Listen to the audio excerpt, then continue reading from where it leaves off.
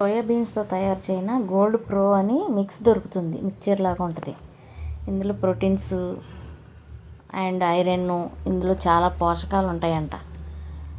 Healthy, మంచిదన్నమాట. ఇలా ఉంటుందని చాలామందికి తెలియదు. అందుకే పెద్ద మిల్ మేకర్ కొనుక్కుంటారు. Welcome back to Ayurveda. నేను మీకు ఒక స్పెషల్ కూర చెప్దామని ఈ వీడియో చేశాను. మీరు ఎప్పుడు వండుకొని ఉండరు ఇలాగా. క్యాబేజీ మిల్ మేకర్ మిక్స్ కూర తయారీ విధానం అనమాట. ఇది ఎలా చేసుకోవాలనేది చూపిస్తున్నాం. కట్ చేసి ముందు డబ్బాలో పోస్తుంది. ఇప్పుడు పొరుట్లాగా వస్తుందన్నమాట. మామూలుగా పౌడర్ లాగా. పౌడర్ అంటే పౌడర్ కాదు, చిన్న చిన్న పీసెస్ కింద. మిల్ మేకర్ పెద్ద పెద్ద వాటి కింద వాడుకోక్కర్లేకుండా దీన్ని కోడిగుడ్డు పొట్టులాగా వేసుకోవచ్చు. కర్రీలాగా వండుకుంటే మటన్ కర్రీ పనికిరాదు, అంత బాగుంటుంది అనమాట. ఉల్లిపాయ వేసుకొని వండుకుంటే. ముందు వేడి నీళ్ళలో నానబెట్టుకోవాలి. నానబెట్టుకున్న తర్వాత పిండి పక్కన పెట్టుకోవాలి. నీళ్ళు లేకుండా పిండి వేయాలన్నమాట. లేకపోతే అదొక రకం స్మెల్ వస్తుంది అన్నమాట. శుభ్రంగా ఎక్కువ నీళ్ళలో కడిగేసుకుని వడకట్టేసుకుని పిండి వేయాలి. నీళ్ళన్నీ పిండేసి అప్పుడు మనం రెడీగా పెట్టుకున్నాం అనమాట. ఇప్పుడు ఉల్లిపాయ ముక్కలు వేపుకొని, ఉల్లిపాయ ముక్కలు బాగా వేగిన తర్వాత కొంచెం పసుపు వేసుకోవాలి. మంచి కలర్ వస్తుంది అన్నమాట ఉల్లిపాయ ముక్కలతో పాటు వేసుకుంటే.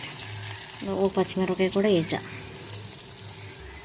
కొద్దిగా ఒక హాఫ్ స్పూన్, కాయగూర కాబట్టి ఎక్కువ పేస్ట్ పట్టదు, నాన్ వెజ్కి పట్టుద్ది.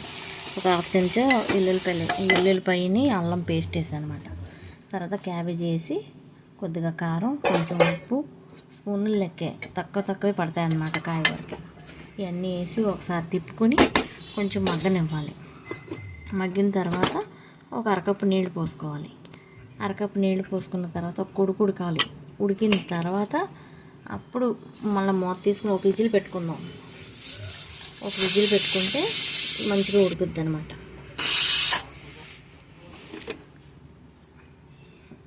తర్వాత ఒక విజిల్ వచ్చేసిన తర్వాత గ్యాస్ కట్టేద్దాం. కట్టేసి అప్పుడు మళ్ళీ ఓపెన్ చేసి, ఇప్పుడు మనం ముందు వేడి నీళ్ళలో నానబెట్టుకున్న మిల్ మేకర్ ఇది ఉంది కదా, గుజ్జు, అది గట్టిగా పిండేసి నీళ్ళు లేకుండా ఇందులో ముందే పెట్టుకున్నాం కదా రెడీగా, అది ఇందులో వేసేసుకోవాలన్నమాట. ఇందులో వేసేసుకుని ముందే వేయకూడదు. ఇది ముందే వేసుకుంటే బాగోదు, చేదు వచ్చేస్తుంది అన్నమాట. అందుకని అది ఉడికిపోయిన తర్వాత అప్పుడు ఇది వేసుకుని మళ్ళీ ఏమైనా ఉప్పులు కారాలు కావాలితే కాస్త వేసుకుని, ఎక్కువ తినేవాళ్ళు అంటే ఎక్కువ వేసుకోవచ్చు. నేను ఇంక మళ్ళీ వేయలేదు, సరిపడగా వేసేసుకున్నాను ముందే. లాస్ట్లో కొంచెం మసాలా పొడి వేసుకోవాలన్నమాట. మసాలా పొడి వేసుకుని మళ్ళీ ఒక విజిల్ పెట్టేసుకుంటే అసలు మటన్ తోటి మిక్స్ కలుపుకొని వండుకుంటే ఎలా ఉంటుంది, ఆ రుచి వచ్చిందనమాట. చాలా బాగుంది. మీరు కూడా ఇలా చేసి ట్రై చేసి చూడండి. ఉపవాసాలు అప్పుడు అది శనివారం, శుక్రవారం నీసు తిన్నోళ్ళు అది ఉంటారు కదా, ఇలా వండుకోవచ్చు. ఇలా వండుకుంటే పప్పే వండుకోవాలని ఏం లేదు కదా. పప్పు తిన్నోళ్ళు, ఇష్టపడిన వాళ్ళు చాలామంది ఉంటారు, మా అబ్బాయి లాంటి వాళ్ళు. అలా ఇలా వేసుకుని తింటే అసలు మామూలుగా రుచి కాదు, చాలా బాగుందనమాట. నేను ట్రై చేశాను. మా అమ్మాయి చెప్పింది, మా పాప చెప్తే నేను ట్రై చేశాను. ఇప్పుడు తను కూడా వండుకుంటుంది. ఇది మా అమ్మాయి నేర్పిన వంట నాకు. పిల్లల దగ్గర నుంచి పెద్దవాళ్ళు కూడా నేర్చుకోవచ్చు. Please like, share, subscribe. నా వీడియో నచ్చిందా?